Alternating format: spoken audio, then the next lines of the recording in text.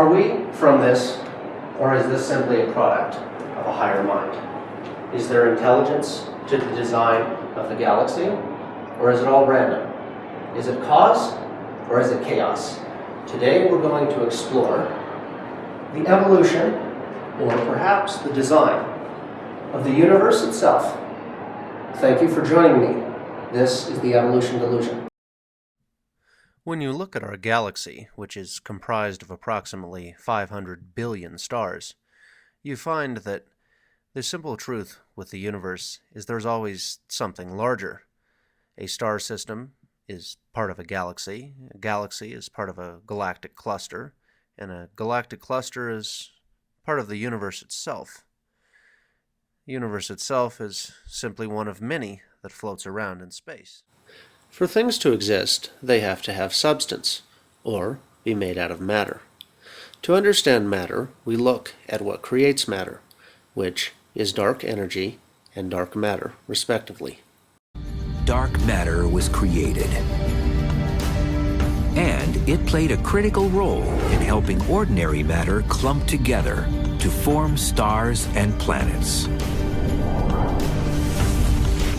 Like steel girders used on a building site, dark matter's slow-moving particles acted like scaffolding upon which ordinary matter could attach itself.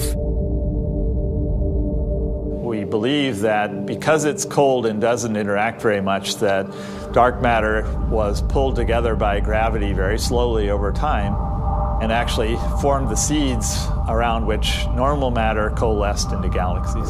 It's like a cosmic web, like a spider's web, where there are strands of dark matter, and where these strands intersect, like a scaffolding pattern. So in a sense, the dark matter is the framework. It's providing the scaffolding for the shining galaxies that we can easily see. Are really like the Christmas tree lights. They're not the actual Christmas tree. They're the things that are visible from very, very far away. But the reality of a galaxy is a big halo, most of which you don't see. You see the shiny bits that are stars and planets that have accumulated at the center of that large halo, which is mostly dark matter. Scientists have long wondered why galaxies formed in seemingly random patterns across space. Now scientists know it's because of dark matter's gravitational pull. The universe is not uniform at all, but has voids, it has clumps, it seems to have bubble-like regions. What we now believe is due to dark matter.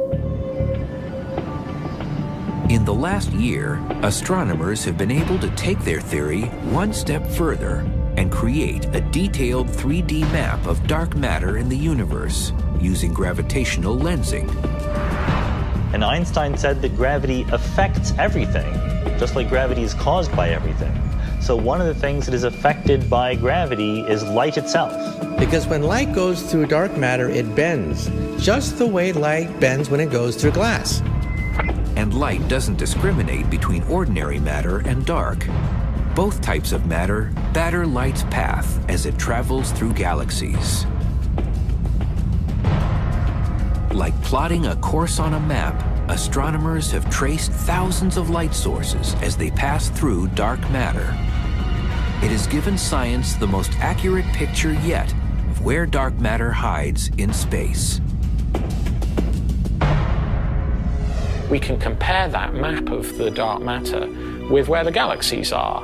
And lo and behold, we find that the dark matter is acting as the skeleton. It is the backbone around which the visible material is clumping. It's estimated dark matter makes up 23% of the universe, while ordinary matter makes up only 4%. You need a lot of dark matter to account for the total amount of gravity that exists in these clusters and galaxies. But what makes up the final 73% of the universe? Scientists were shocked to discover a new mysterious dark energy was dominating space. And its repulsive energy is driving the galaxies apart.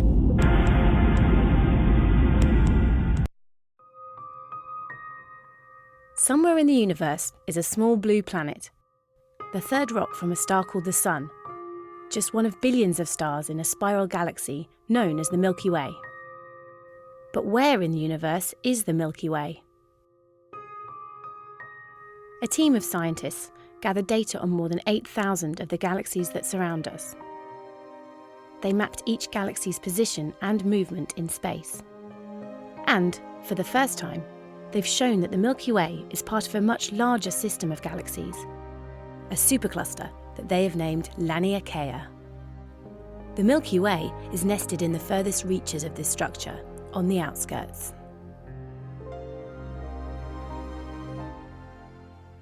The entire universe can be seen as an intricate network of galaxies, a cosmic web. Some areas are almost empty, dark voids.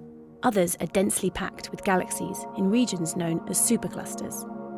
Superclusters are the biggest structures found in the universe, but scientists have struggled to define where one ends and another begins.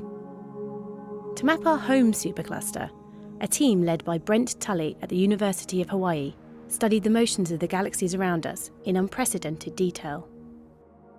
Even though the entire universe is expanding rapidly, gravity is also at work, pulling against this acceleration.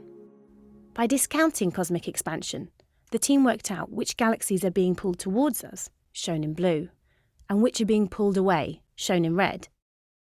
This enabled them to create a map of cosmic flows, the paths that galaxies migrate along, tugged at a tiny pace by the force of gravity. Using this motion, they came up with a new way to map the distribution of matter in the universe. Delving into our home supercluster, you can see that most galaxies are being pulled towards a dense centre. This is known as the Great Attractor. Our galaxy is among those sliding towards this patch of space, which dominates our region of the universe. Let's take a different view. Each circle represents a galaxy. Again, we can see most galaxies being pulled towards the Great Attractor in the direction of the arrows. Between the Great Attractor and us, the Milky Way, there's a relatively empty area, a blue void. And next to us is Virgo, a large and dense cluster whose bright galaxies have been observed from Earth for centuries. Until now, astronomers grouped us, the Milky Way and its surrounding galaxies, with Virgo and nearly 100 other clusters in a supercluster that stretches 100 million light-years across. But using this new technique, we can see that this is just the tip of the iceberg. This cluster of clusters is merely an appendage of a much larger supercluster, more than 100 times bigger and more massive. But how did the team know how to redraw the boundaries of this cosmic map? Here's our supercluster in black, and a neighbouring structure, Perseus Pisces, in red. Scientists defined the boundary as the points where the flows of galaxies diverge, like water dividing at a watershed. This is where neighbouring structures shear apart. This is the first clear definition of a supercluster. Laniakea means immeasurable heaven in Hawaiian, a fitting name for the vast community of galaxies that we are a part of. So now we know that on the edge of a supercluster called Laniakea, in a galaxy called the Milky Way, around a star we call the Sun, there is a small blue planet, our home.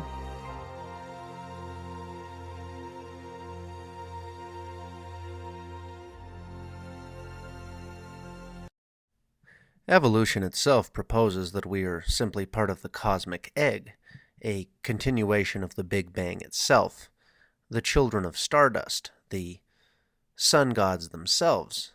But is there any scientific validity to this hypothesis?